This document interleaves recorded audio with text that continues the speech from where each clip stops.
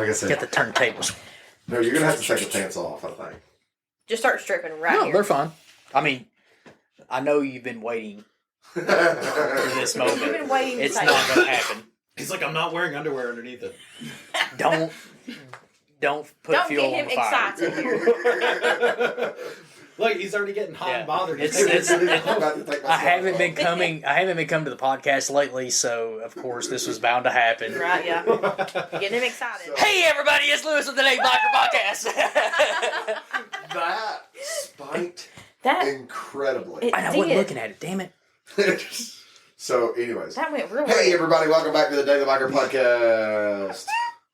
I'm Marcus. I am your clueless leader. Are you still trying to figure out what we're talking about? I was just waiting to see if it would spike. You see the EQ on there now? Yeah. Okay. So, anyway, like I said, this is the Daily Biker Podcast. Thank you for tuning in. Those of you that are listening through Facebook, thank you very much. Those of you listening through Spotify, thank you very much. Those of you that are listening through other devices, no, I'm just kidding. We get a lot of different people listening through different stuff. So, once again, I want to thank everybody that is listening to this podcast and making it what it is. It is growing. I am meeting new people every day and turning people into being little bikers. Little baby bikers. Aww. Little baby bikers. Baby bikers. Aww. Grow into big, strong. One Instead of bikers. One day you'll grow Let's out of see that here. sports Let me, stick. I wish I could do the lock where it didn't. I mean, I You could. could probably just turn the phone towards you. So I'm sure this is spiking, and they're like, "What in the world is going on right now?" Okay. He's fondling No, the it's device. fine. Just to clarify, we have new systems and we're playing. But whatever. Anyways, so with me today, I have always the lovely Miss Muffin. Hello. Broke somebody's heart. Aww. Wah, wah, wah. Today, Sad trombone. today and today only. No, that's a lie. I have Daniel. Hey there. But all the excitement just for a hey there. Yep, that's all you get. Woo. Woo! Woo. Hell yeah! All right. And the man that's completely confused about what's going on with the EQ and everything else, Lewis. What's up? Bo, the dog. Okay, this might be loud. Warning. Yeah, it wasn't. It was not. Yeah, but were you watching the EQ? I was. It did Okay. spike slightly. Well, so we're in the White Lightning 107 mobile studio. This could almost become the studio. We could make it the studio. So we've had upgrades to the studio. We're still trying to figure out exactly how everything operates on the upgraded system. And I guess all that will come in time. We're in an inside studio today because it is cold outside. It is very cold outside, which brings us to a great point and our subject for today, class. Extending your riding season. Yep. That's the response. So yeah, Yep. we should. There's definitely- any such thing as a riding season? What? Glad you asked. Glad you We don't asked. have seasons here in Tennessee. So Riding season doesn't end We have here. pollen season and cold season. So here, riding season doesn't really end, but in a big part of the country, it does for some people. Yeah. But there's things that you can do even in this area because we have a lot of people currently that are like, nope, too cold. I'm not going to ride. If it's below 50 degrees, Yeah. that's it. They're out. Right. But there's things, many things that you can do to extend that riding season. It's true. So that's kind of the subject I want to go down. And that's not necessarily always your physical gear on your body. Sometimes it can come down to gear on your motorcycle. Correct. So where do we want to start at, Daniel? I would say the most obvious thing, since we are talking about cold weather, especially here, like we said, I think this morning, what was it?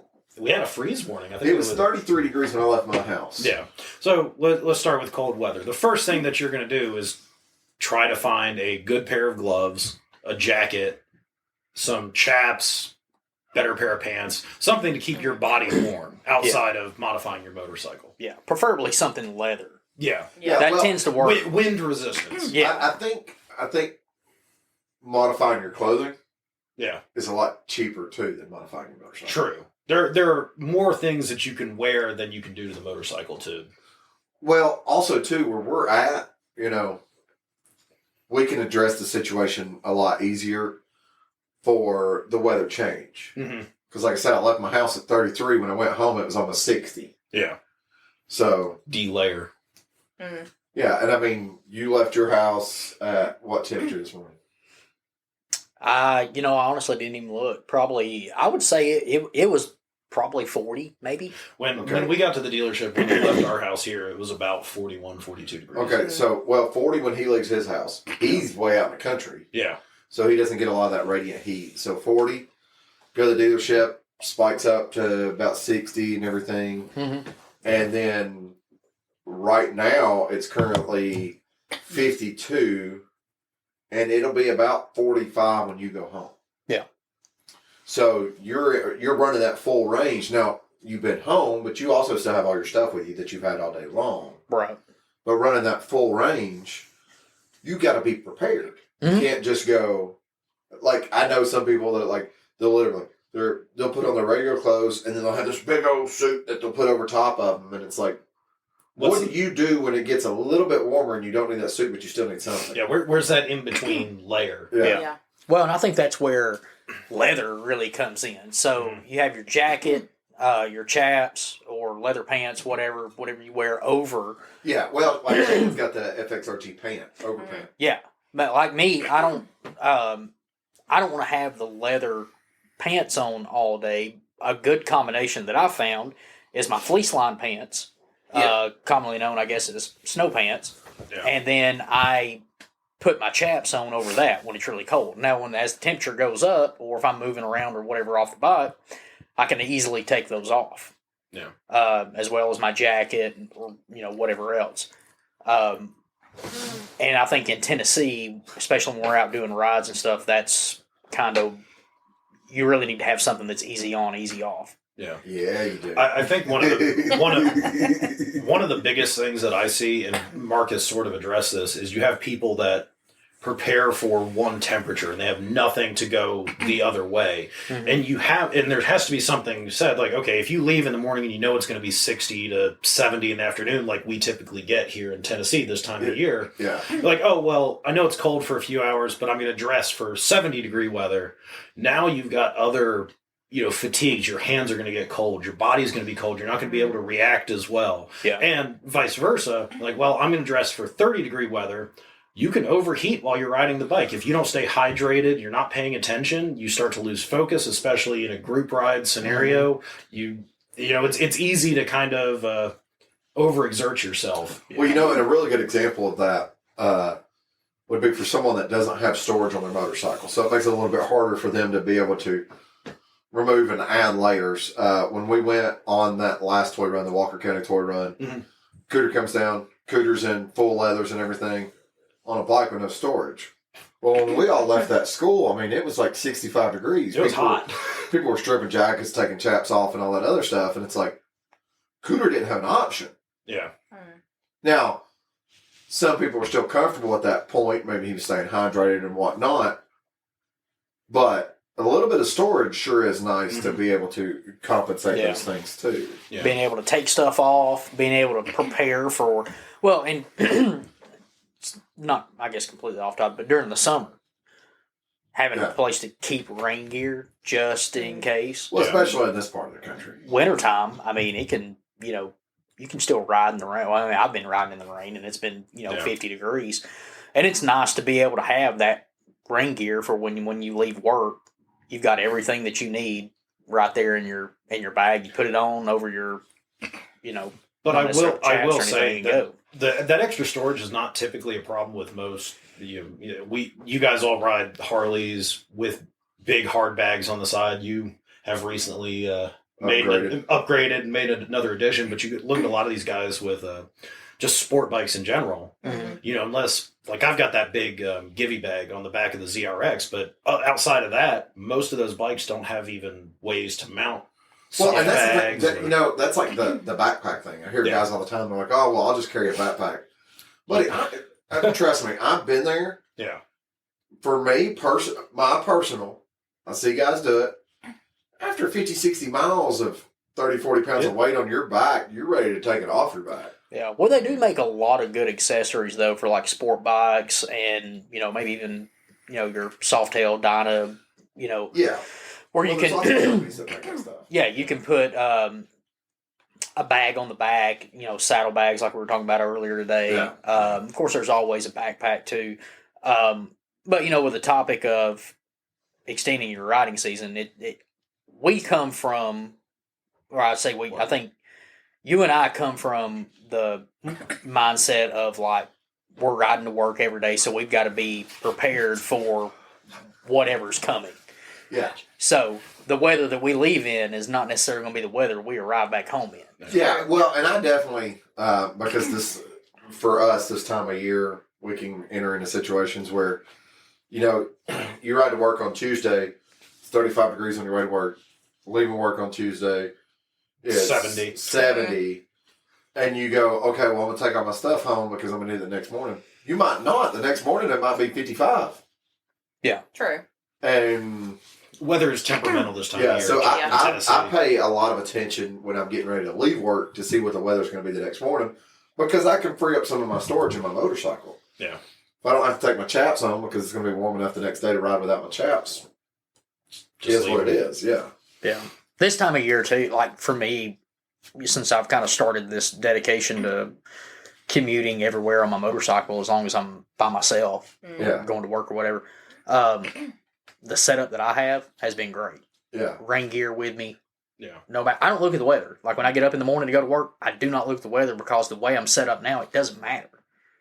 I've But got one day you're going to go to leave the house. You're going to walk outside. And you're like, oh, it's pretty, and you're going to leave. it's going to snow. Well, No, I'd rather it's snow. gonna ice. Well, no, Yeah. I was going to You say don't get snow he's here. going to be perfectly fine until he hits like 153, and then it's pouring down raining. He'll have to pull over and put on his rain gears. Well, see, that's the thing. Like with my leather jacket this time of year, it's really not that big a deal. With these pants, these are water resistant. They just beat up. They'll get saturated after a while, but I put work pants on or shorts or whatever when I get to work. It ends up not really being that big a deal. Well, honestly, right now your biggest problem is your seat retaining water. Yeah, exactly. Yeah, because that's a problem. Our seat retains some water. Man, I have been for the since about June. Every time I get on that bike, no matter what the weather is, swamp ass. Immediately. Maybe. And that has nothing to do with the seat. The seat only makes it worse. It's just That's kind of where I was going. Maybe that's not the same. it's because that thing has been sitting in so much water here lately. It seems like it rains every day in this Yeah. I area. feel like I know. Okay, so We've had a lot of rain recently. I hate Welcome to to the interrupt. South. I feel like we can set that so it doesn't turn off. You So it can stays you on. can do where your screen stays on. Okay, so Yeah. Here's what we can do. Here's what's super cool. So hopefully there's no spike. I'm going to get a little bit quieter as we do some adjustments. And we're going to go here. Just go into your settings. We're gonna Like it should be like a keep this screen very timer. Do a basic. happy little scroll. Yep. Just a Everybody With keep the- the voice down with these because the happy little microphones trees. have moved. happy little accident. So we're gonna go to. I think it's going to be in this section. Yep. Here we go.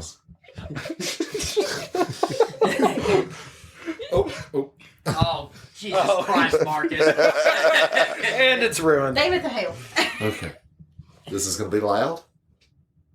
I'm sorry to all the listeners. Okay, We could have put it on the. The way he set that down, was Oh, like, yeah, grab that. There you go. Put it on the side. I could only imagine that's exactly how the Titanic hit the ocean floor. Yeah, we're spiking again. In 2 pieces, though.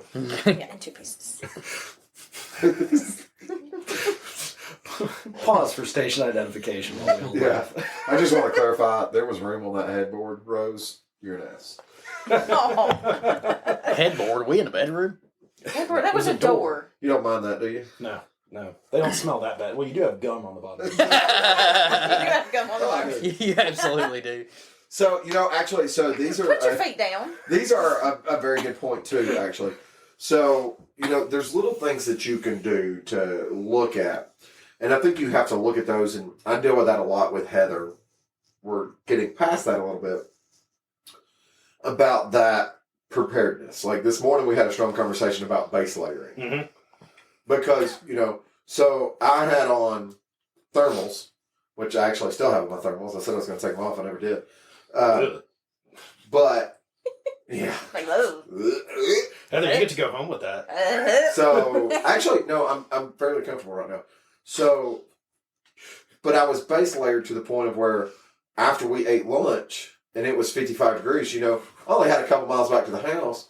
I didn't have to put on my chaps or anything like that. It was sufficient enough. Well, I didn't put my chaps back on for a 10-minute ride. Yeah. Well, that's something that I had done for Stephanie today. So Stephanie actually, she's not here in the room with us. She is sleeping upstairs by the fireplace. She's comfy. She is very comfy. Like she likes to be. She likes to be warm. So yesterday I went out and actually got her a set of thermals for herself. She in the past is a very fair weather rider. If it gets she's one of those. If it gets below 50, she's like, no, I'm out. Oh, I used to be that way completely. But I think we're changing that a little bit. Yeah, so that's what I was trying to. I was like, look, here is some comfortable underlayers that you can put on, some thermals that you put on regular clothes over. They're not cumbersome. You're not feeling like the Michelin Man all, bundled up, and it retains heat.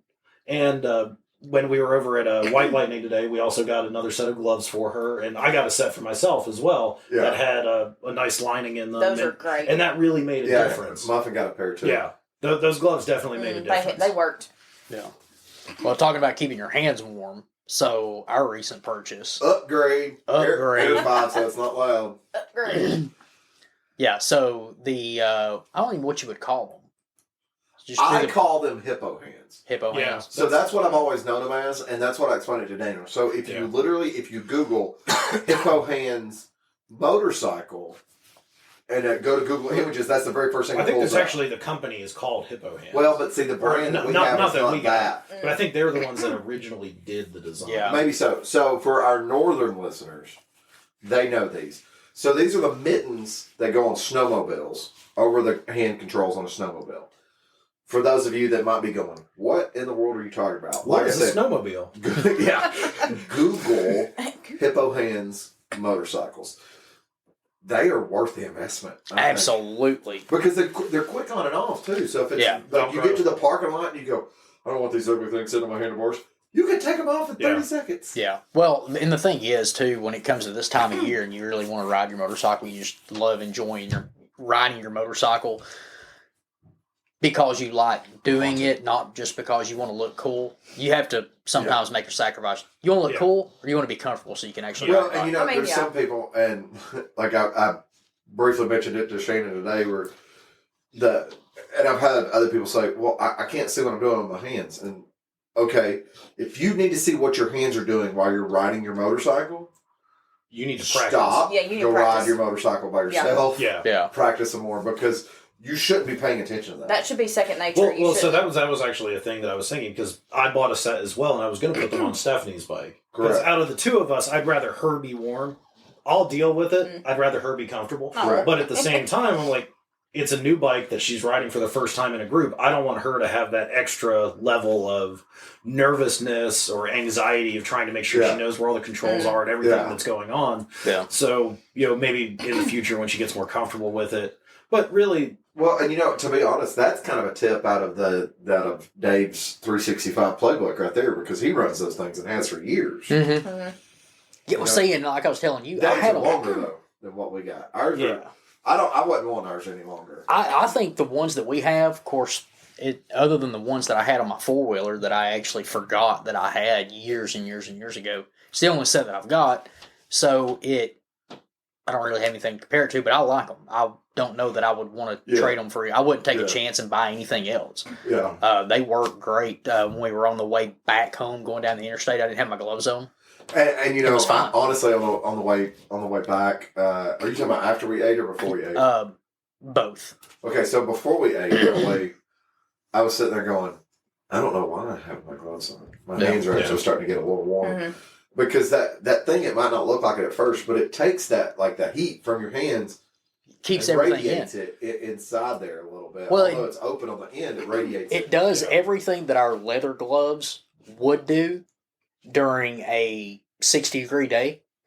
Because if we're riding down the road with these things on and it's 60 degrees, your hands are staying, or your glove anyways, is staying at about 60 degrees because there's zero wind chill getting through. Well, like I could rock 50 degrees, no gloves, no issues. The other morning I went to work 40 degrees with mechanics gloves on. Yeah. Wearing those and was fine. This morning I did have on my windproof Alpine Stars, which are not necessarily that big of a glove. I've told you before, those gloves are really at 50. They're still a premium. And I'm not talking about $50. I'm talking about 50 degrees for those listening. Once you start getting down into like that 45 range, you start to get that bite and stuff like that. Yeah. But the other thing too with my gloves is when they get wet, they soak up the water. Granted, they're wind stopper, but that wind stop material is not necessarily waterproof. It starts to soak up the water, where these things are waterproof. Yeah. Well, and here's the thing. Even with waterproof gloves, I've worked outside enough in the wind and the rain and the snow and the heat to know that they don't make a very good waterproof glove. Because the thing is with the humidity outside and that temperature starts dropping, it is a bone-chilling cold, and it doesn't really matter what you have on. The only thing that I've known to really work for cold weather in the South, I can speak for that because it's what I've always grown up in, and it's always a humid cold. So 40 degrees and we have wet. Well, that's the thing. cold. We can have a 40-degree morning here and thick fog. Yeah. So the one thing that I would, when people are gearing up, I know the thermals and everything, you guys have got them on, they work great. Loose layers. That's one thing that I have figured out about cold weather here. I don't know how it is in the north or whatever. Loose layers. That tends to keep me very comfortable. Yeah. It tends to, holds in the heat. Yeah. Seems like a little better, and it really works. It works. I think it works a lot better in the kind of cold that we have with that humid cold. If you run like a thermal underlayer, something that's body hugging, and then loose over that, then you keep that thermal insulation over your body. You retain that body heat. Well, someone that doesn't run loose layers, Heather. What? No, I don't. You, but we recently upgraded your wardrobe twice, actually. So to clarify, I've never owned rain gear. I now own rain gear. Yeah, so do I. So I bought rain gear because I made a promise at bike night that I was going to keep riding to bike night if other people would keep riding to bike night, because we were starting to run into a little bit of issue with people driving their cars. But you notice I made that promise 2 weeks ago, poured down raining last week, and I rode to bike night, and we actually had more bikes there than we did the week before when it was nice, like and then rained 5 degrees. Yeah. So we had more bikes there, and a lot of people got excited too when I even mentioned about, I bought rain gear because I made a promise to you, and I'm going to keep that promise. Yeah. So, and I'm hoping that does produce more people. But we got Heather some rain gear. We also bought Heather a full set of leather. So Heather now has a nice pair of leather chaps. Yes. And we bought you a winter leather jacket because you already had a leather jacket, but it was perforated leather. The one I wore tonight, is perforated. So how did your gear do today? Your leathers, not your gloves, but your jacket and your chaps. Perfect. Like my legs never got cold. Okay. And all I had on was a t-shirt underneath a flannel and my leather jacket. Okay. And never got cold. Perfect. Now we did upgrade your gloves because when we got to work or got to the shop, you're like, my hands are freezing. Well, I just had on the really thin, like summer gloves. Yeah. So what she was wearing was actually a pair of the Oakley tactical gloves. Yeah. Okay. So they're that textile. Yes. Yeah. It was like wearing, honestly, 30 degrees. It was like wearing nothing. Yeah. So she actually those aren't going to help you. Yeah. She bought a set of the Sherpa line. The Sherpa line. I say they're Sherpa line. That's what they seem like. Is Sherpa. Yeah. Anyway. It's a different material. Yeah. It's synthetic Sherpa. Yeah, but they're comfortable. Leather gloves by Torque that we actually now carry at the shop, the brand. And what was funny was we got Heather a set. Next thing you know, we sold 2 more sets because Daniel bought a set and Stephanie bought a set. Yeah. So how did your hands do, Heather? Oh, after I put those on, Yeah. Perfect. Well, see, you didn't necessarily want those at first. You At were first, looking I at a didn't. I was different looking at set. just the Harley. She was looking at a set that was half leather, half like textile on top. Mm. And I know from my experience with my windstoppers, they're not bad. But I was like, for what she doesn't necessarily need Yeah. that super positive dexterity. Yeah, she just needs to stay warm. Her hands just need to stay warm, so let's get her something that's going to keep her hands. Nothing that I've warm. found And they is going worked. to work better at stopping wind chill than leather for riding, anyways. Yeah. Nothing's Well, gonna. so the gloves we got her, they're full leather. Yeah. Mm-hmm. I think they looked like they were sealed seamed Mhm. gloves, and then of course had that full fuzz line. And it's the inside. last Mm. pair of gloves you ever have to buy. Yeah. So Yeah, but- those look like they will last Yeah. a while. So Well, especially you being on the back, it's not like It's you're not manipulating anything with your hands. You're Right. not doing Yeah. anything, so you're not going to wear out Yeah. the palms. Like I've gone through many motorcycle gloves. I always tear like right in that seam above my thumb, yeah, and then right underneath Yeah. where I'm moving the most. Well, where my hands I've got those built wells that I bought. God, when I first got back into riding, so that would have been 2013, maybe 14, something like that. And Yeah. I've worn them quite a bit. Even worn them to work a couple of times, and they're broke in, but they're still not showing any sign of wear or anything, and nothing gets through. I mean, it Yeah. takes a real humid, cold day. Well, from what before I've anything gets experienced through. when it comes to a leather glove, and you want a good leather glove that's going to keep you warm, because I've seen leather gloves like how you're talking about where they're ripping at. A lot of times they'll have a seam there. They'll Yeah. do a palm seam or whatever. Yeah. Mm. But what you don't want is you don't actually want those gloves. You want a glove that literally it's two solid pieces of Mhm. leather that make the glove that Yeah. have the seam stitch that goes all the way around. And then if you need that extra in the palm, it's sewed on top of that. It's Yeah. not a separate piece. Yeah. So, because when they do that, you don't have to worry about making sure all these different places. It's that one stitch that they can run through and make sure everything is good to go. Yeah, the two halves. Yeah. Yeah.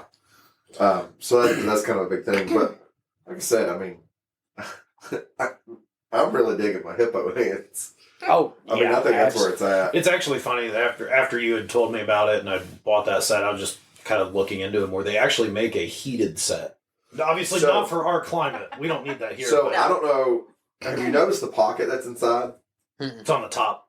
There's a pocket on top inside. So he's noticed the pocket. I did notice the pocket on top. And I ride for a couple of days. I kept going, why in the world is there a pocket here? And I don't know if this is what it's designed for. Sunglasses. hot hands. Hot hands. Oh, True. that makes sense. Yeah. Because it's about this bit, like Yeah. that 4x4. But I mean, the thing is, it's not for us in the application that we're doing. But if you're on a 4-wheeler, no, but if I'm you're going to on tell you now, driver's if I was making yeah, that ride from Panama, and that's kind of where I'm basing everything off at, where I'm doing everything now, is that ride back from Panama. Late Oh, Florida, yeah. 41 degrees. I'm still 200 something miles away from home, and it's already below freezing. Mm.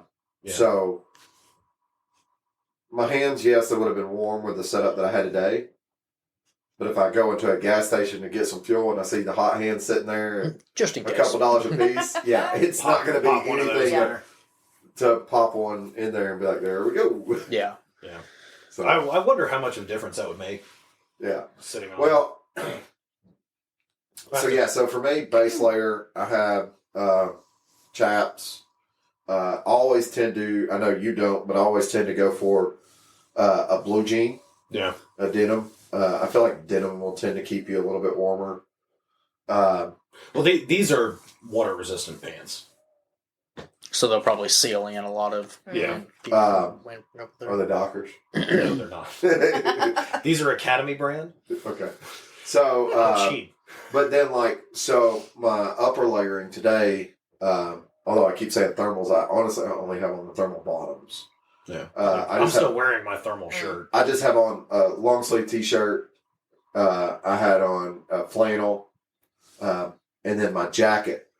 Y'all seen my jacket. My jacket's not a heavy jacket. No. It's a very lightweight jacket, but it's like wind stop and stuff like that. So the cool thing about that is if it's enough to keep me warm walking around in that environment, it's going to keep me warm riding in that environment too. Yeah. I do throw a vest over top of that for that core body heat. Yeah. But I rode that same jacket.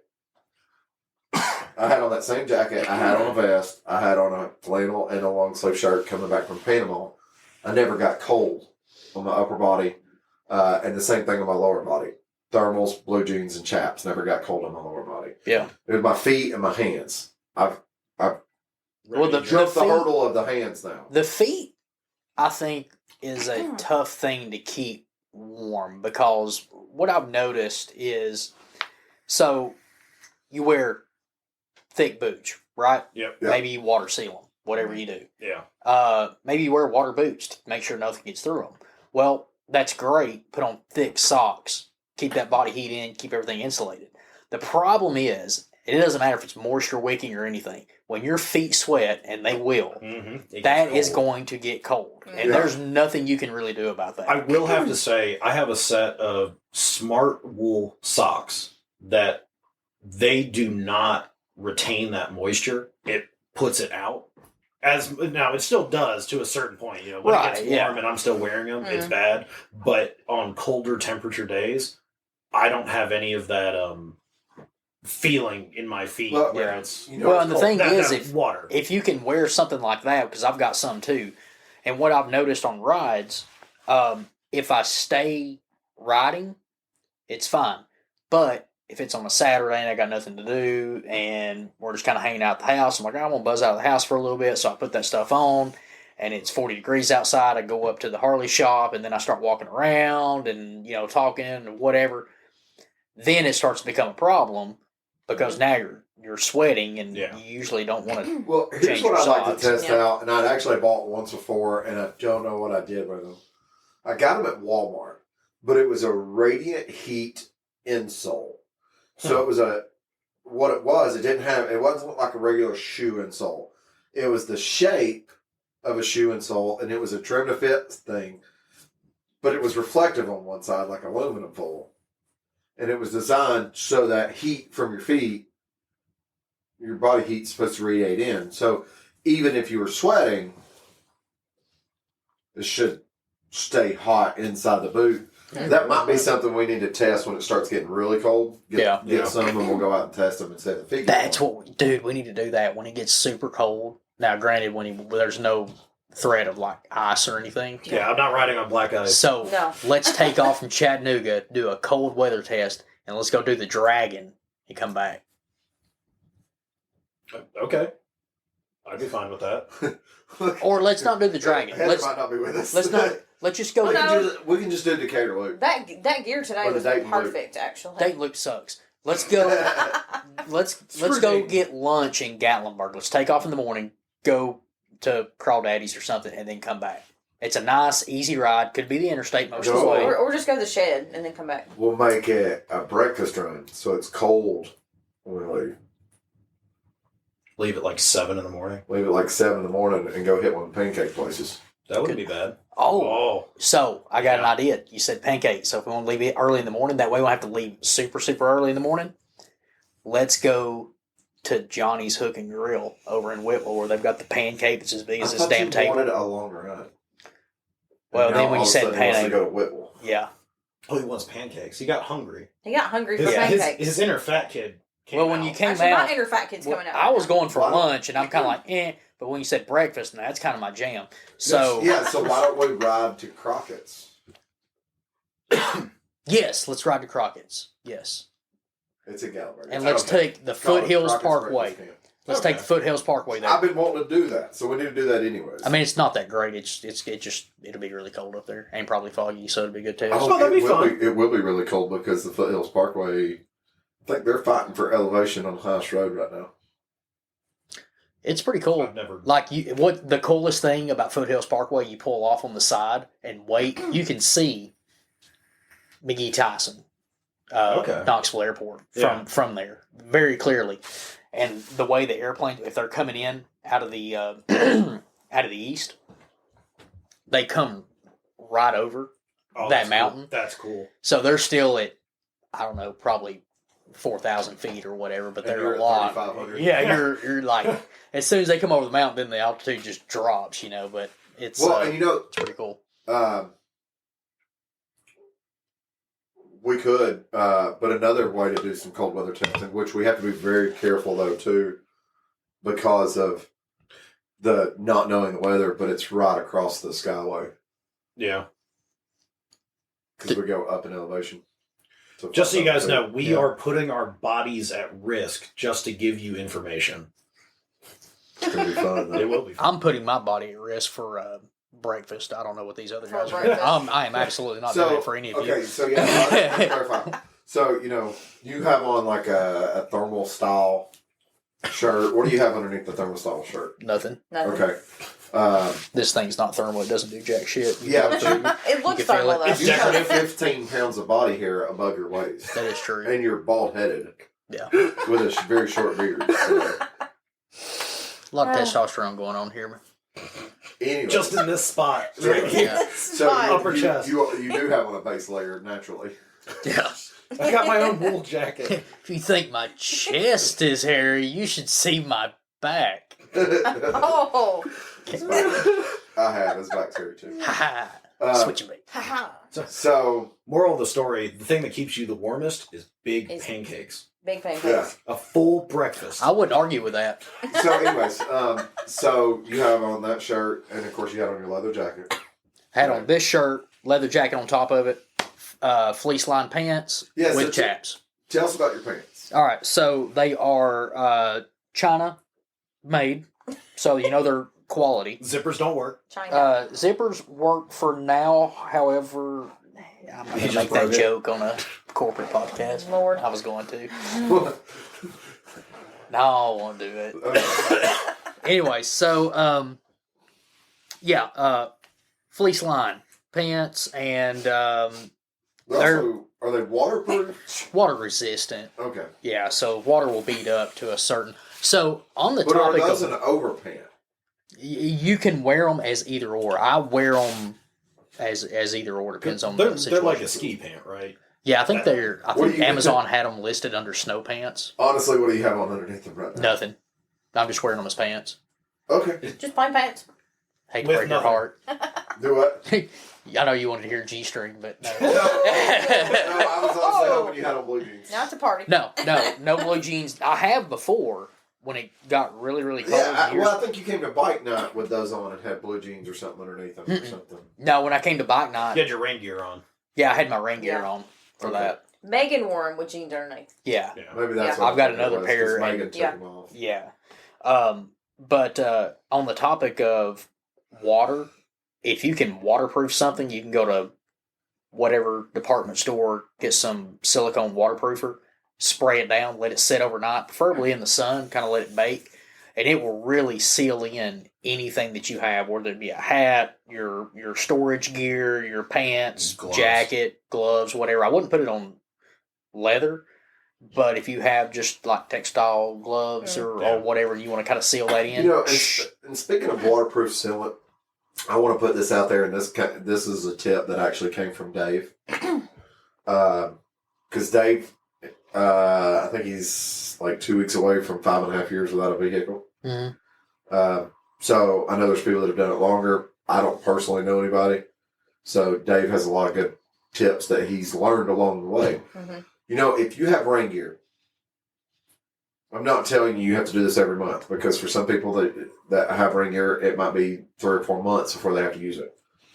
But especially for us, when we get into springtime and we get to that rainy season, if you use it 5 or 6 times in a month, let it sit for a couple days, dry out real good, take that spray Yeah, recharge it. Yeah. and spray the stuff. Now, Dave was talking about, he saw something about after you spray it, let it sit for like 24 hours and then throw it in the dryer for a few minutes. I don't necessarily know about that. I did that because the sun wasn't out when I recharged mine. But yeah, but recharge your rain gear, because I'm sure there's people out there that are going, I bought this stuff 6 months ago and it don't work no more. Well, and that's the way it usually goes. So, with me, not so much now, but used to, I was outside all the time for work and all elements. And yeah, that's the rain gear when you first got it would work great. And you're like, oh man, this stuff is great. And then by the time you used it for the 5th or 6th time, start leaking a little bit under the armpit. Maybe it's leaking a little bit on the shoulder or something. Yeah. It's like, I finally just in the last couple of years realized with rain gear, you don't need new rain gear if it's not Just recharge. ripped. Just keep you, but you do have to recharge it. Well, that's the one thing too that I've seen. What a lot of people do is they'll take those sprays, like the Scotchgard type sprays, that sealant, and they do let it sit. But I bet the reason why Dave was talking about putting it in the dryer because it gets stiff. You can overly spray that sealant and it'll ruin the clothing that you're spraying it on. So if you throw it in the dryer, I bet that's making it more malleable. It heats it up enough. Mine it'll bake into mine. So So the thing about it too is there's, if you want to get down to the brass tacks of it, I don't think there's actually anything that is truly waterproof. It's how long it can shed water while also retaining water. Yeah. Because even when you look at the structure of your house, no, your house isn't leaking, but it's but those tiles start to soak up water, and if it rains long enough, your house probably will start leaking because it'll start soaking into the wood and soaking further down. So it's designed to shed water. Yeah. For so long, and I feel like rain gear is doing the same thing. Yeah. The products that they put on it, the products that they do the sealing and the seams and stuff with, will shed water for so long, but at the same time that it's shedding, it's soaking up a little bit of water. Yeah. I'm just gonna build rain gear out of asphalt shingles. Some samurai armor rain gear. Well, and letting your rain gear dry out too, because if you store it, fold it up, whatever, and not only is it going to mildew, but it's also going to soak into all the fibers that you have in the rain gear. Well, and that was the thing, like when we rode the bike out the other night, so our rain gear was wet, and we took it off, and I rolled it up, and I put it in my box, but as soon as we got back to the house, I unrolled it, I hung it up, let it sit there and dry out. If it gets wet and then the sun comes out, rolling it up and letting it sit there for a couple hours, that's not necessarily going to hurt anything. But you do need to, let it as soon as you can, let it back out, dry it off. Yeah. And you'll see a lot of guys when they're on long road trips, they just won't take their rain gear off. They'll keep riding till it's dry. That's the way I am. Well, the ride we went to the penitentiary on, I put mine on. Yeah. And for that 5 seconds of rain. For 5 seconds of rain, but by the time I got to a place where I think most of us put our rain gear on after we'd already got wet. Yeah, and that's exactly what happened. Yeah. Well, to be fair, we were skirting. We were skirting the heavy rainstorm. When we were coming back on that ride, that was the thing about it. At one point in time, you could look as we were in the valley on Highway 27.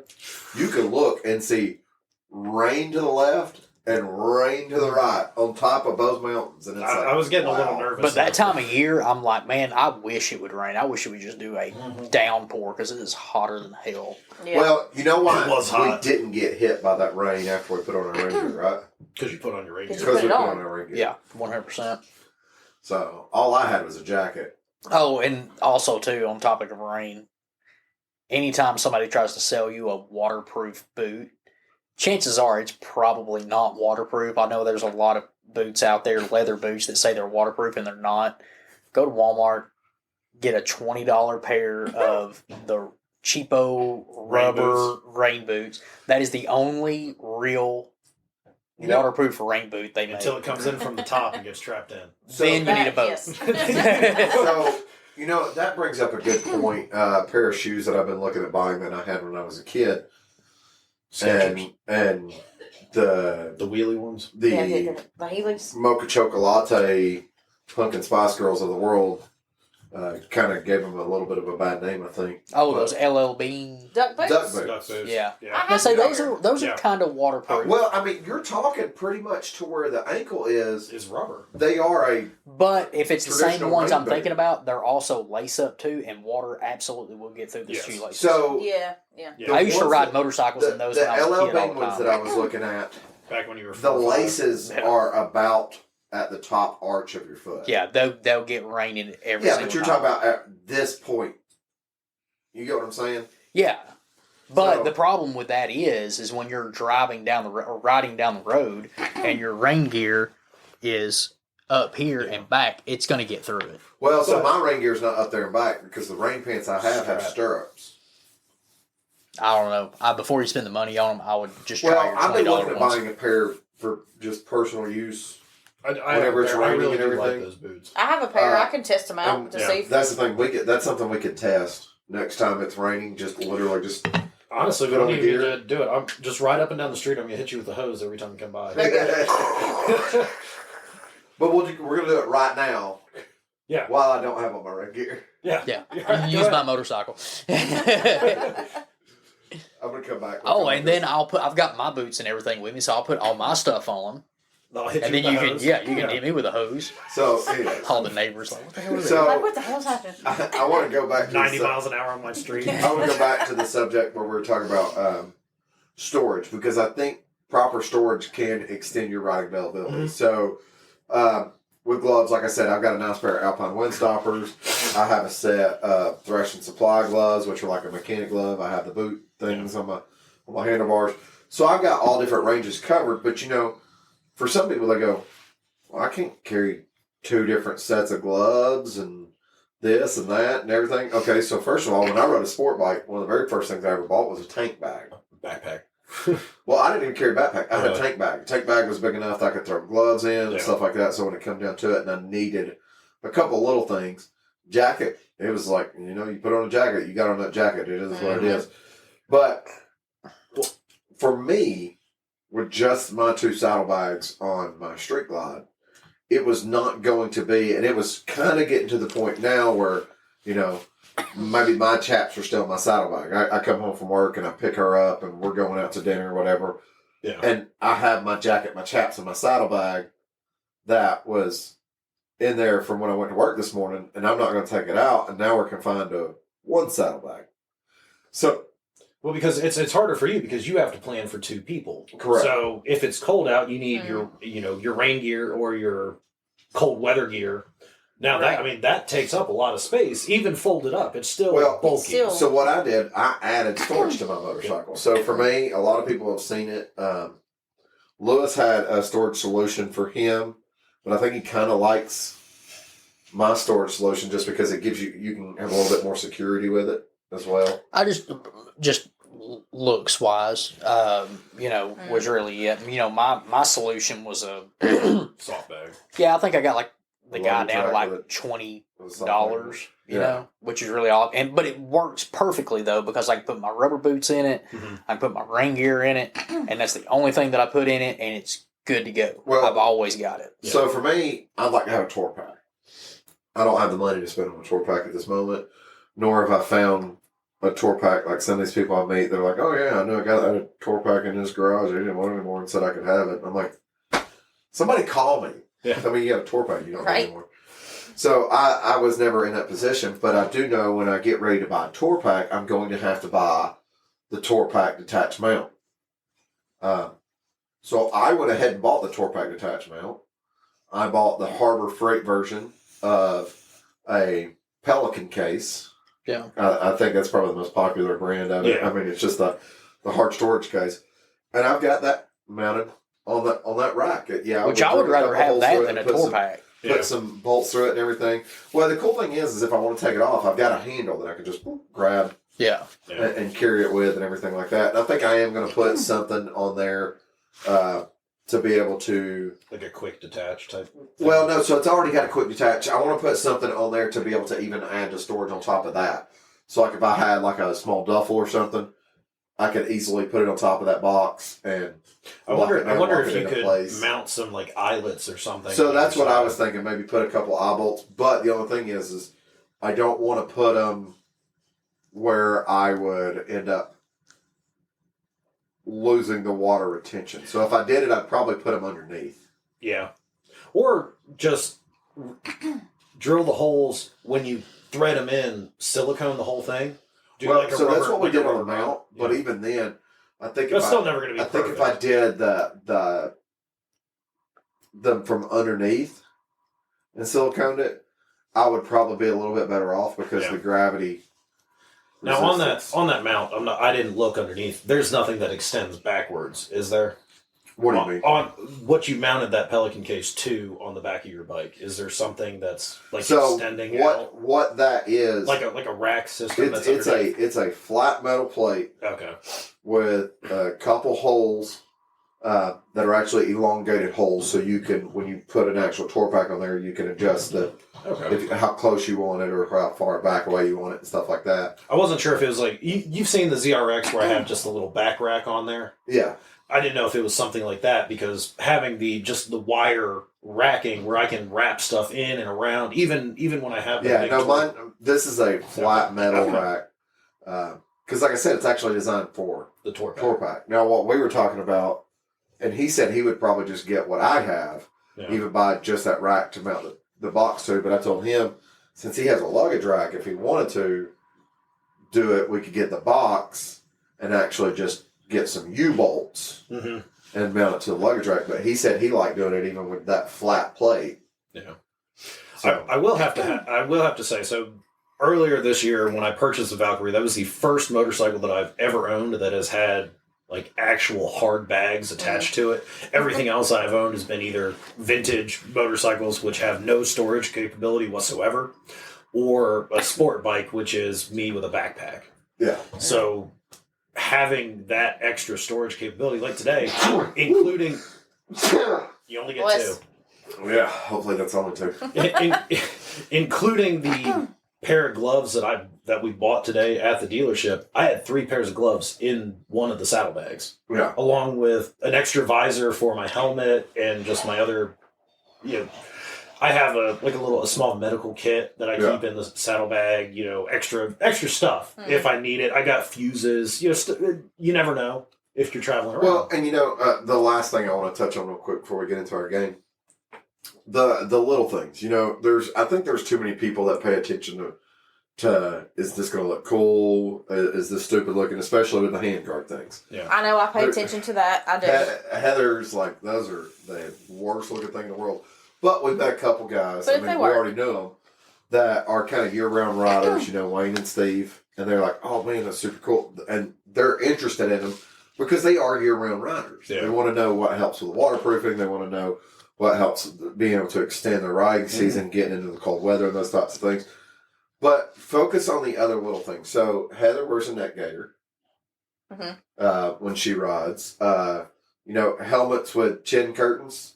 Those can help with the wind. They help so quite a bit. Wind coming up. Do you wear anything on your necklace? When it gets cold enough, yeah. What do you typically do? Just like one of the salt armor masks? Yeah, I've got one of those 3-in-1. You can wear it as a neck gaiter. You can put it over your head, or then you can do the full face. So I'll do that. Yeah. I depending on how cold it is, if it's just moderately cold, I'll wear a scarf like you did today. I also have a waterproof neck gaiter that attaches in the back that kind of goes in underneath the helmet. Well, so the cool thing with the scarf is I've played around with it enough that I can do it where, like today, I just had it around the neck. If it was a little colder and I needed to do it, I could open it up a little bit more because the scarf I have, I mean, you have the same scarf. It's probably a good 14 inches when it's opened up completely. It's like a small blanket. Yeah, to be able to go around the face. And, there's some people that they'll sit and they'll be like, are you wearing a scarf? And I'm like, yes. Yeah. And I'm like, I've done it for 14 years. Trust me. I know. But that's kind of one of those things where if you go back to the old school generation, they used to issue scarves in the military. Mm-hmm. Yeah. That was part of your gear. So, which I actually do have one of those. I told you earlier I only had one scarf. I've got one of those military scarves somewhere. I don't know where. One of those old wool ones. And I've never worn it. Yeah. Because I put it around one time. I think it was my dad's. You got itchy. And I was like, oh, God. Yeah. So I quit wearing it. I will have to say that, I think it was Cycle Gear, they're like freeze out or something like that. But it goes in the front. It goes in front of your mouth. Yeah. And it comes down and it has like a bib that goes into your shirt. Yeah. So it gives you that wind protection. Yeah. And goes inside your helmet. The only problem that I have with it is I also have a chin guard on my helmet. Yes. That on the HUV, your chin guard is removable. It is removable, but I'd rather have the chin guard than that. So I reinstalled my chin guard this morning. Chin guard, I super glued mine in. I have to say, it would not come out. Yeah, thankfully, my chin guard was in the bottom of my saddle. So for me and Stephanie, we both have Sennas in our helmets so we can talk to each other. Yeah. And without that chin guard in there, even though the Senna's good at noise cancellation, the wind noise, Yeah. it gets really loud. Yeah. So it can muffle, especially like me on my bike. The Valkyrie's not quiet, Yeah. so she can hear. She gets a lot of bike noise if Yeah. I don't have that in there.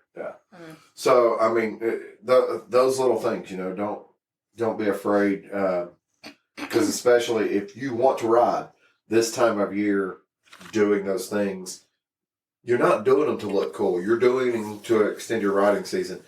And when someone sees me going down the road and it's 35 degrees and they go, "What the heck are those things in their hands?" And Yeah, they're not looking at those things in your hand. Yeah. They're looking at, oh my God, it's That- 35 degrees for that's somebody on a on a motorcycle. motorcycle. but Yeah, that's what they're looking at. I guarantee you, though, some of those people are then going, "Huh, I wish I had the balls to get out and ride my motorcycle right now." Yeah. Yeah. But that being said, if you don't feel confident riding in a certain type of weather, Yeah, don't do it. Don't feel No. pressured because other people are doing it. Even if you have the gear and you're still not confident, maybe Well, go practice. I think But don't force yourself to. for all of us in this room, though, Do that. like there is a line. Yeah, You know, absolutely. We know people that's that 50 degrees, people 60 degrees. I think Johnny every year he goes up like 10 degrees on how cold he wants to ride, those types of things. Which he was at the Walker County Toy Run. Yeah. He'll probably be at the Catoosa County Toy Run. So making those little jumps and stuff like that. But like everybody has that line. For me, it's kind of freezing. And it's only because if it's 19 degrees and it's been dry for 3 days and it's going to be dry for the next 3 days, I'll probably ride. Yeah. But if it's the weather like it is here, where It's wet. it's wet one day, sunny the next, wet one day, sunny the next, I don't know when I get up the next morning what roads are going to have frozen water on them and what's not. So Yeah. it becomes more of a safety factor Mhm. than it does anything. Unfortunately, the climate that we live in here, we don't get snow. And I know we talked about this on the previous podcast. We get ice. So we get that wet weather. It gets on the freezing ground and it'll freeze overnight. Yeah. And then that next morning, people talk about it all the time, black ice. And you can't see it until you're on it and in the ditch. Yep. Yeah. Well, and that's, and you talk about riding season. Well, what is riding season for us? Well, it depends. It Spike changes tires. week to week, but it's like February. February, you really cannot trust what the weather's going to do. Yeah. And that's when you get the condition. Yeah. That's And that's usually what I tell people around here, or people that I'll talk to online and stuff like that, and they'll be like, when do you not ride? And I tell them, I'm like, usually it comes in about mid to end of January, and it's usually sometime around the 1st of March where it's kind of, we go, We get that okay, rain. it's safe to start riding again. Because the 1st of March, we can have a day below freezing, but it'll be like once every 2 weeks, and it'll be below freezing. But it warms up during the day enough that you don't Yeah. have that issue. Yeah, it's realistically, like you said, February, maybe even into that last week or two of January, Yeah. Yeah. where we start getting, your high is 38 degrees. Mhm. Yeah. So, Now, I'll have to say, I have ridden to work in December and early January where it was like 16 degrees going into the office that morning. But at the same point, I knew that it was dry. We didn't have rain coming up. We didn't have rain before that. There were no freezing conditions on the so roadway. the snow statement earlier, Yeah. I rode to work in 19 degrees one time. I knew there was snow coming, but they said after midnight, and I got off work at 11. They're like 8:30, it started snowing. So when I got off work, they let us leave work early. I got off work at 11, but they let us leave early. So at 10:45 when I left work, thanks for letting us off early, there was about 3 inches of snow on the road. Thanks, Truman. I'm on a sport bike, so I don't have like super traction tires for that weather. And The tires never got warm. the only parking lot like where I could park at for work was up a significant hill. So I had to come down a hill. So I literally like got stopped at the top of the hill, made sure everything was clear, and just went. And it wasn't like hit the brakes or anything like that. I was in first giving it a little bit of gas, so there was a go. Oh, I know exactly I what you're wasn't letting talking it fight. about. Yeah. Yeah. Yeah. So, anyways, so that's the conversation about that. But I told y'all we were bringing our game back, our original game that we started with, Chop Rod Sales. So the way that this game works is you will get 3 tokens, 3 poker chips, whatever you want to call it. That's going to have a motorcycle on there, a random motorcycle. You have to chop one. So chop means you can customize it in any shape, form, or fashion. Quit playing with your pants. He's rubbing his DJ. pants, He's y'all. rubbing one out. He's rubbing his pants. So you chop. That doesn't necessarily mean you have to chop it, but we're using chop for the term modify. Ride means you have to pick one to ride without doing anything to the motorcycle. You can't even change the handlebars. You just have to ride it. Okay? Sell means that is not the motorcycle for you. You don't want that one. Out of the 3 that you pick. Now, if this game sounds familiar to you, like I said, F, marry, kill. If you don't know how the game operates, just look it up. F is Go an back to excellent middle school. relative. Yeah, go back to middle school. So, I have the bag The bag. with the poker chips. Yep. You're blowing the EQ out here. Oh, yeah. Right. This will probably blow the EQ. It'll be a little bit better once we get a different bag to put it Yeah. in. So, Yeah. there's me 3. Just get you 3. I hope you can read what's on them. I tried. Well, let's get you 3. Oh, this one's blank. And you can just set it down next to you. I don't think Muffin's going to play the game. Half these I don't even know. Oh. Damn it. Okay, so let's see here. Ooh. Oh, dang it. Dang it. Oh. I know which one I'm selling. Actually, I know exactly the route that I'm going. Alright, who wants to start it up? Artist, you've got your chips in a row. You've got your ducks He's in a got row. ducks in a row. Yeah, well, so do you. Yeah, I do. He's still He's trying to working on it. coordinate it all. He's trying to read. Should we give him a second? I he tried can with my chime in on handwriting, the it's fine. conversation? Lewis, that one's upside down. Alright, so are you prepared, Lewis? I think so. Alright, so what I got is an RC51, Ride. an ARC, and a Virago. That's an easy one. So the RC51 was going to be fun, Yeah. but it's going to be sold. So, well, no, the last one's Virago. Yeah, we'll chop that one. No, Well, we're has selling the Virago. Look, it has to run. So you're going the to chop the RC51? Remember, it just means customize. Okay. So the RC51 is going to get stripped down, magnesium wheels, full new O-ring suspension, carbon fiber bodywork. Track bike. Top of There the you go. line, every component I could put on the RC to make it the best and the fastest V-twin Japanese sport bike from the early 2000s it can be. There you go. I'm going to ride the ARC. Yes. Yeah. Yeah. Not doing anything to it. What could you do to it? That's the thing. It's already been done. It's There's a custom. absolutely nothing you could do to it. Change the exhaust. Tires. Why would you change the exhaust? I'm just saying, that's what you can do to it. And the Virago I'm going to sell. I will put these back in the bag. All right. Boom. I guess it's my turn now. What's your 3? Dynabra, Dynabra. the Royal Enfield Interceptor, and the Moto Guzzi V7. Of course, you got some oddballs. I did get some oddballs. Okay. So, I've actually owned a Moto Guzzi V7 in the past, and I am going to sell that piece of shit. Good choice. The one that I had lovely electrical issues. Well, it's The Italian trademark. The- I was about to say, Italian- Moto Guzzi's Italian, Yes. correct? And it was a really fun bike when it worked. So, and I don't know if it's just my social media. I'm sure it is probably just my social media, but Moto Guzzi on my social media is having a huge push right now for their new adventure bike. Yes, I did see that, and because I love the V7. I'm like, guess what? I'm not gonna buy. I'm not gonna buy a V-twin motorcycle that sits in the bike the wrong way. I will have to say the way that engine works, being that transverse V-twin, really is a unique style. Actually, Honda did that too with the ST. The Yeah. ST 1,200 or 1300. 1,300. Well, they also did it with I think it's the C. There's a lot of them for sale right now. The CX. CX. Yeah, yes. that was Yeah, the the twin 500. Yeah, There's been a lot of those for sale lately. they're good touring bikes, but they're a pain to work on. I The can way that imagine. everything is, because they are a lot of those are carbureted as Yeah. well. Well, Everything's under that referencing the Honda ST. I mean, I would just have bought a Goldwing. Yeah, I would just go with the Goldwing. I spent a couple thousand more on my Goldwing. Yeah. So I am going to just ride the Royal Enfield Interceptor.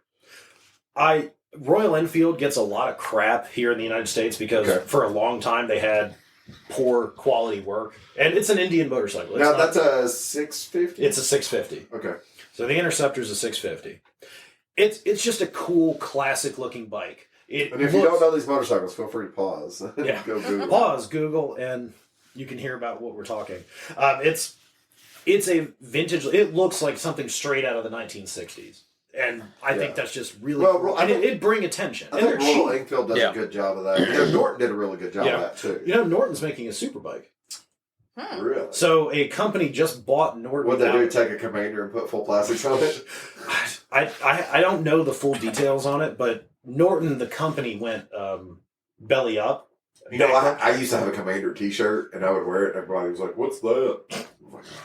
But they're going to come out. They're going to try to compete with Ducati and MV Agusta and Aprilia with their high end sport. I mean, like $30,000. Are they going V twin or V4 or something like that? I think it's a V4. I want to say it's a V4, but I don't remember. I saw it very briefly, and I just saw that they were doing it. Yeah, because they've always done kind of different stuff. They'd have parallels. They've done parallel twins. They've done triple cylinders. Yeah, I think they've done some Vs. I seems like whoever bought that thing's been sitting on that company for a while. Well, so it went bankrupt, and then kind of went into a wealthy businessman bought it, and then it went bankrupt again. And so it's Indian. Yeah, it's probably. I think actually, no. I really think it's. I think it's like the company that owns Tata, the little micro cars in India. Didn't Tao? No, Tata. Yeah, but didn't Tata just Tata buy like somebody big? Tata owns Volvo. That's what they also own Lotus. They own they own a lot of car manufacturers. But Lotus only makes one good car. Do they? Yeah, the chassis that they send to Hennessy. the Venom. Well, they just produce a good chassis that gets sent to Texas that's modified to be even better. Yeah, I'll take so the that's how Camaro. Americans consider it. I'll take the Camaro Hennessy. Or really anything. I need 1,000. I need 1,000 horsepower, whatever vehicle I have, because 500 isn't enough. Yeah, well, just a quick pause on that. Hennessy is actually their new car. I think it's called the F5 or something like that. It is theirs. It's not a chassis, somebody else's chassis that's modified. They're doing their own chassis. Oh wow! So they are moving to. I think they were already kind of had like a boutique manufacturing status. They are actually getting like traditional. So instead of just customizing existing vehicles, they're going into their own. So the last one I have here is a Dyna Bra. Dyna Bra. Yeah. So obviously that is going to be my chop. I don't know though. You don't know what you're going to do to it? I don't know what I want to do with it, though. Well, I think you haven't experienced enough I haven't, of those, but you've seen enough that you know that that's what you want to chop. Exactly. Yeah. Because I feel like it's a good platform, and there's so much availability for parts, and it's a known quantity. So we'll put it this way. Whatever Unknown Industries does to their Dynas is what he's going to do to his Dyna. I want to turn it into a burnout wheelie machine. Well, and the thing is about that bike is you can do whatever way you go. If you want to do the Kyle starter pack and you want to do the full fairing and all the Monster stuff, Energy. Yep. Exactly, Pretty much. it would look awesome. If you want to do a bobber, we just lost everybody named Kyle. If you want to do a bobber with it.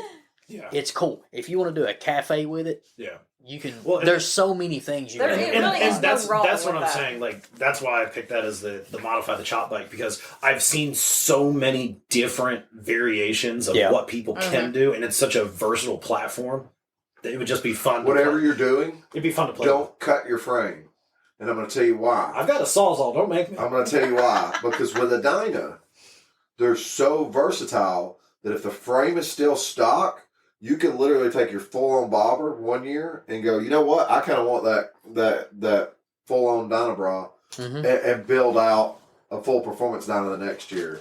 Okay. And then the next year go, you know what? I know, I'm starting to ride a lot more. I need a touring bike and change it out to that fashion. Well, and as most things happen, especially with the Harley brand, any brand that Harley stops making will automatically be the best bike they ever made, and the whole company's going to go bankrupt because of That's it. true. Yep. Yeah. Quote the FXR. Just for the FX. So it will ultimately go up in value. Vin Diesel will probably be riding one here in a few years, and then a dyno will be $80,000. So just So I'm going to go buy a dyno. I just Ford want to put out brand. the disclaimer for the FXR crowd that might be this first time listening to this. The man saying that owns an FXR, so he knows firsthand. So I'm on to all your lies. All right, Yeah. Lewis, it is your turn. All right, so I got a shit hand. So No. I got an SV650, which I remember in high school I really wanted one of these. Yeah, I did too. So and they're really affordable too. They so are. it They're was still between. affordable. I think they were only like Well- 65 Yeah. brand new. They When were I was under 10. looking at them- They were under 10. So it was between the SV650 or the four wheeler that I bought, and I remember it was You made a less than the mistake. four wheeler that I bought. Oh, I made an enormous mistake. So, Anyways, I'm going to customize the SV650 and make it into a little track bike. all right. What else you got on your list there? I've got an FTR. I'm probably just going to ride it just for the experience Is of it that the T style or the bike. J? It's probably going to be the Well, T. no, I mean, is No, that an that's- FTR or an FJR? Make sure you read it correctly because Muffin. FTR. Okay. I didn't see the FTR chip earlier, so I couldn't tell. And then, so the FTR, I'm just going to kind of ride it just because I don't have anything. It would actually fit a spot in my garage. Of that style, yeah. Yeah, that's Well, I think we discussed before, the FTR would probably be a really fun bike, since you have a track bike to do, not necessarily to take the FTR and do the road stuff. Yeah. Because you're not going to take your track prep motorcycle. track prep motorcycle to the Dragon or Suck Creek or Right. something like that, so you could take your FTR. FTR probably wouldn't be a bad bike though to almost do like an adventure style with. Yeah. Don't they Possibly. have one that comes with a little bit higher ride height and some more aggressive tires? I think they do have a FTR. Yeah, well, it's a flat track style tire. Well, no, but But I'm talking about throwing like Pan America Okay. numbers on that thing. because I thought they did. I know in the most recent, they have like 4 or 5 variants of the FTR that they sell now. Yeah, Yeah, they're starting well, to I come out think- more and more. Yeah, Yeah. 'Cause that's probably one of their most. But I popular mean, bikes. either for me, the FTR, what it would be my around town bike. It would be something I'd go out and Yeah. practice wheelies on. It would be something that I would bounce around downtown. Whatever. Just for all intents and purposes, a hooligan bike Yeah. for me. The bike that I'm going to sell is my R1 because I'm not a good enough rider and don't ever plan on being to take it to a track and actually be able to handle anything. Well, it's not. I mean, And it's not R1's not really a track. no. well. It's if you're Valentino Rossi, it's a great track bike. However, there's not very many people, and that's what I've said about these leader bikes for a long time now. They make too much power to be useful, really, in any setting, even on a track with a novice rider such as myself. So that thing's going away because it serves no purpose. But have you ever heard one at full tick going down the interstate? They sound Not down the interstate, but I have Amazing. at a red light I still going think, 0 miles an hour. Yeah. Oh, I thought you were going to say when you said full tick. Oh, I was thinking. Yeah, I've heard one at tick tick tick tick. tick. But that was also after he was at the red light going. yeah. Yeah. So, Oh no, I- that's called valve float. I do have to say, and I said it earlier when we were making out the chips and everything. The R1, 99 through 2001, and even slot facelift for 2002, 2003. I still think it's probably one of the prettiest sport bikes that's Yeah. ever been. produced. That would, if Yeah. I could get my hands, and I've seen a few on Marketplace, not in this area. I can't remember where I was looking, but there was a couple that was out in bikes Las in- Vegas, the those bikes in 99 through good about shape. 03. Yeah. Oh, Those They bring bikes a good lot of shape, money. average mileage. Yeah. Yeah. I mean, I've seen like 2,000 models with, 25, 35,000 miles that still look like showroom condition. oh man. Or Yeah. maybe if they've done something different, it's got like the full stainless exhaust with the carbon fiber cans. And they didn't cut stuff. It was Right. appropriately built. Yeah. I mean, yeah, you're talking still like $10,000 to $15,000 here. Well, and for a bike that was $10,000 to $15,000 for you know, I would actually actually, shit, I would switch. Yeah, I don't switch think they were. if I could do like the R1. I would even, you know, I'll give it a little bit here, but I would sell the FTR if I knew that my R1 was going to be that early model, like what 99 to 03. Yeah. If I knew That that it was going to be You can't make that, that pick. yeah, I You mean, can't- I if you would. want to say that the R1 is that body, we'll allow you to make that, Oh yeah, that well, change. then the FTR is. And then the SV650 can be a street bike, and then the R1 will just be for. I shits and think I giggles. would still like to have a track bike. The thing I like about this SB650 like FB6, it's not even the fastest thing Well, on that's the the thing. list. Though, what we're talking about with the R1 is you don't really have to do anything to it. That No. would be a great bike just to have to get out and ride around and have fun with every once in a The while. R1, I don't think so.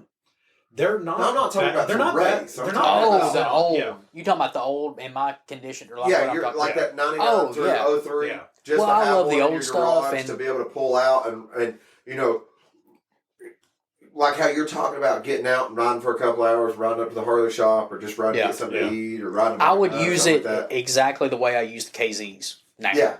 That's exactly what I do 100%. with it. Now I do have to say, so I was at the shop the other day, and they had a R1M, a brand new R1M. Oh, yeah. So I'm not sure if you're familiar with it. That is the factory race prepped bike. It comes in ready for the I'm track. not a big fan of the new R1s. The headlights are. The R1M is gorgeous. Yeah, but you know what Absolutely. the headlights on It's also the new like R- $30,000. You know what the headlights Yeah, on the I new- can't get on board with that. Yeah, you know what the That's headlights the on thing. the new R1 remind me of? What? The sloth from those the Ice Age movies with the eyes out on the side of it. That's what. Yeah. I think to me, I mean, especially it's probably an age factor too. It's just that vintage, that 99 Yeah. through 2003. They You are know, the. The Those tail still is had not like Those still super had the skinny. twin headlights, didn't they? No. No. Oh, okay. Yeah, no, it's got. It was straight out of that twin headlights. That Okay. he's talking about the perfect circles, like the CBR and GSXR Because- perfect circle lights. Yamaha had that. Because It Yamaha might have had been, two. it might have been the previous It's generation. it's like the Batwing headlights, like the GSXRs that you see running Yeah. around everywhere. It's that Was that- two duals. Think I might be 06 thinking of like the FZR. no, think like 06, 07 CBR. Yeah. The two Yeah. Yeah. the two wings. I mean, it's that perfect design layout where everybody went, "Hey, you got a headlight out." Yeah. So the bike is just fast enough, just light enough, but the other factors is it's just fat enough Yeah. that it looks like there's a meaty motorcycle. I think. To me, a lot of these new sport bikes, they've made them so slim and so slender and everything. It's like, where's your motorcycle at? Yeah. And that was one reason why I did like when BMW came out with the S1000R because it was a meteor looking motorcycle It's on a its big first motorcycle. on its first drop compared to like the newer CBRs. It's like looks like you're sitting on a broom handle in the Yeah. back. Well, I mean, really, if you look at them, you put the new 1000 R next to the 650. Really, not too much of a difference, size wise. Yeah, and that's the thing too. The new 600s or the newer 600s of brands, Yeah. I feel like they emulate more of that late 90s, early 2000s body style. Yeah. Well, it seems like a lot of the manufacturers are getting out of making the 600 class motorcycles. They're going to the They're 650. useless. Yeah. Well, a lot of companies though, like Yamaha, they're dropping their 600s. just making race bikes. Yeah, they're selling them as race motorcycles. Oh, I got a cramp all of a sudden. Well, and I think a lot of, especially with us all wanting motorcycles when we were younger that we couldn't buy. So I can remember my own personal experience, and maybe you guys relate. In my town, we finally, by the time I got into, I want to say middle school, maybe freshman year of high school. Yeah, it was probably middle school. Definitely was middle school. We got a Yamaha dealership. And I still remember going in there during the 1999 to about 2003, Yeah. on up into 2006 when I was in high school. But I remember going in and seeing our whole showroom full of early 2000 and late 90s R6s and R1s and, seeing them and setting on them and thinking, man, when I get my first job, I'm buying Whoa. one of these. I want to back up real quick. Whipple had a Yamaha dealership before they had Jasper a red line? Yeah. Before it had a red line? Hey everybody, this is Sean at White Lightning Harley Davidson. I want to thank you for listening to the Daily Biker Podcast. You can reach the podcast on Facebook or Instagram at The Daily Biker, or you can email the podcast at thedailybiker@gmail.com. Be sure to keep an eye on White Lightning Harley Davidson's social media pages for the most up-to-date information on all our events and where you can find the boys.